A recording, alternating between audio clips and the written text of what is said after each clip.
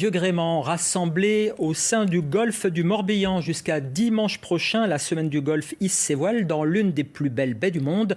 Après 4 années d'absence, due notamment au Covid, le public est attendu en nombre. Alors, on retrouve Johan Etienne en direct de l'île aux Moines. Bonsoir.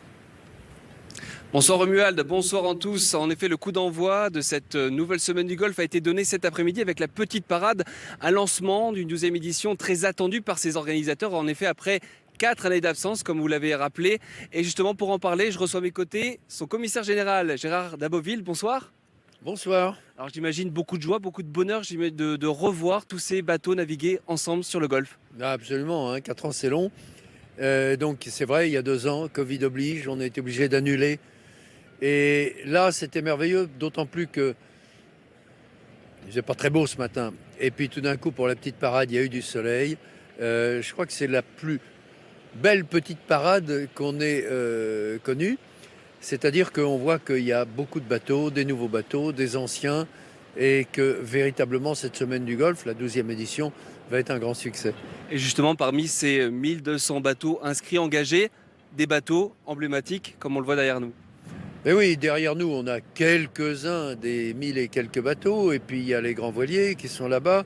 Il y a des bateaux emblématiques. Il y a des bateaux régionaux, comme le Biche, par exemple, le dernier tonnier à voile. Il y a le Marité qui est le dernier Terre-Neuve français qui va fêter cette année ses 100 ans, ici, à la semaine du golfe. Donc des grands événements, et puis il y a tous les bateaux, toute cette flottille extraordinaire de bateaux de tout type, de tout genre. Et la semaine du golfe, la particularité, c'est que ces bateaux sont... D'abord, ils naviguent tous les jours, c'est pas un événement statique. Et puis, ils sont par flottille, donc par flottille homogène. C'est pour ça que l'événement est lisible, qu'il est intéressant pour les spectateurs qui peuvent les voir passer depuis les différentes pointes. Donc c'est un événement dynamique et c'est un événement unique en son genre qui tient compte de la géographie du golfe, tout simplement. Et il y a donc des habitués et des petits nouveaux, justement, notamment le Black Joke. C'est l'un des plus vieux voiliers français. Il fête cette année ses 133 ans et on a eu la chance avec Nicolas Corbard d'embarquer à bord. Je vous laisse regarder. Il s'agit d'un des plus vieux voiliers sous pavillon français en état de naviguer. Grâce à Jean-François Coudreau, le Black Joke vit une seconde jeunesse.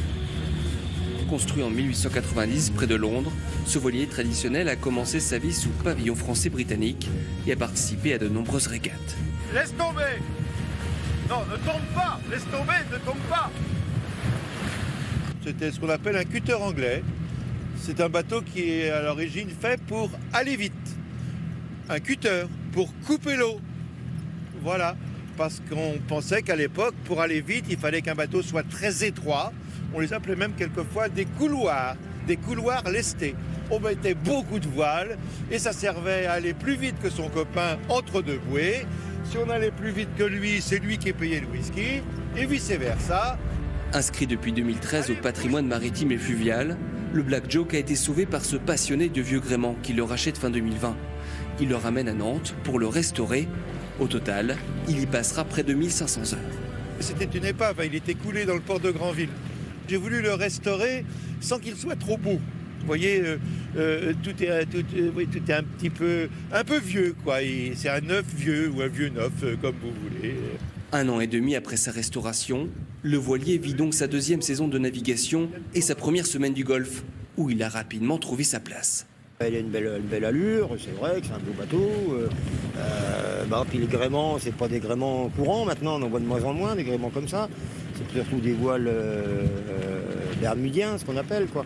Donc c'est l'intérêt de naviguer, ça fait un peu les bateaux de corsaires, quoi. Voilà, ça me rappelle les rêves d'enfant. À 75 ans, Jean-François Coudreau cherche déjà un successeur pour reprendre son bateau et faire en sorte que la légende du Black Joke se poursuive.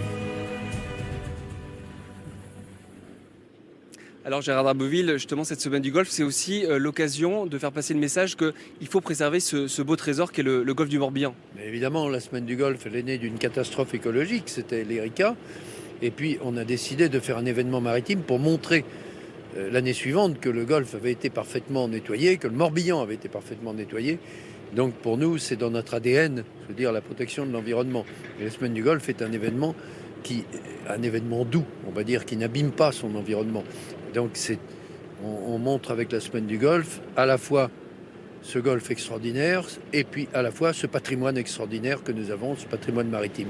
Alors justement, on vous fait découvrir ce patrimoine tout au long de la semaine à travers des portraits, notamment celui de Catherine et Bernard Pallard qui sont propriétaires de l'île Crézic. Je vous propose de regarder ce reportage de Nicolas Corbard.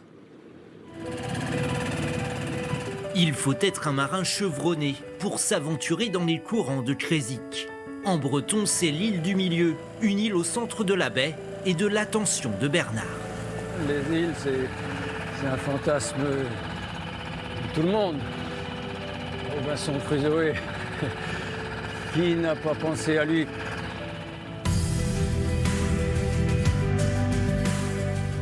Seuls quelques indices trahissent la présence humaine sur cette île, qui est dans la famille de Bernard depuis plus de 150 ans. C'était le deuxième maire de l'île aux Moines, et puis 2, 3, 4, 5, on arrive à 6 générations, et on se perd à partir de Marie-Louise Le Toulec. Une famille de navigateurs, Bernard a lui-même pratiqué la course au large. Géologue de formation, il a aussi travaillé dans la brousse en Amazonie et au Gabon. C'est une fierté d'avoir cette île dans la famille depuis aussi longtemps. Ah oui, tout à fait, c'est très très important. C'est plus important qu'un bateau, c'est plus important, et un bateau pour un marin c'est très fort. L'envers du décor, c'est tout de même très dur. Ici, pas d'électricité ni d'eau courante. On habite à Nantes, chaque fois qu'on vient de Nantes, on amène nos bidons d'eau. Peu à peu, Catherine et Bernard se sont acclimatés à l'île Crézic, où ils vivent 10 jours par mois. Quand nous sommes arrivés, la maison ayant été détruite par un incendie dans le passé, et il n'y avait pas de toit. En quelque sorte, c'est l'île qui commande, et puis nous, on s'adapte. Le but qu'on a, c'est de rendre l'île la plus belle, la plus réelle. Il y a 30 ans, l'île n'était qu'un amas épais de ronces et de chèvrefeuilles, tellement dense que la mer tout autour était invisible. Patiemment, Catherine et Bernard ont reconquis cet espace de 3,5 hectares. Parce que c'est beaucoup plus riche un espace ouvert. Catherine, avec son ami botaniste, a inventorié plus de 200 espèces, notamment sur cette prairie. Et ça nous prend du temps. Alors dire que c'est l'œuvre de notre vie, je ne sais pas. De notre vie, peut-être qu'il y en a d'autres, mais c'est une œuvre, voilà. L'île Crézic est aujourd'hui un trésor de biodiversité qui prouve que les paysages d'exception du golfe du Morbihan sont aussi le fruit du travail de ceux qui les chérissent.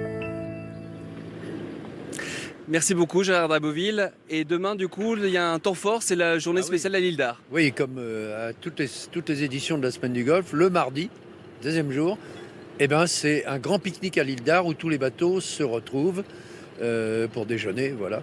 Et puis après, les flottilles vont vivre leur vie dans les 17 communes, les divers ports et mouillages du Golfe, et se retrouveront à nouveau samedi 20, pour la grande parade.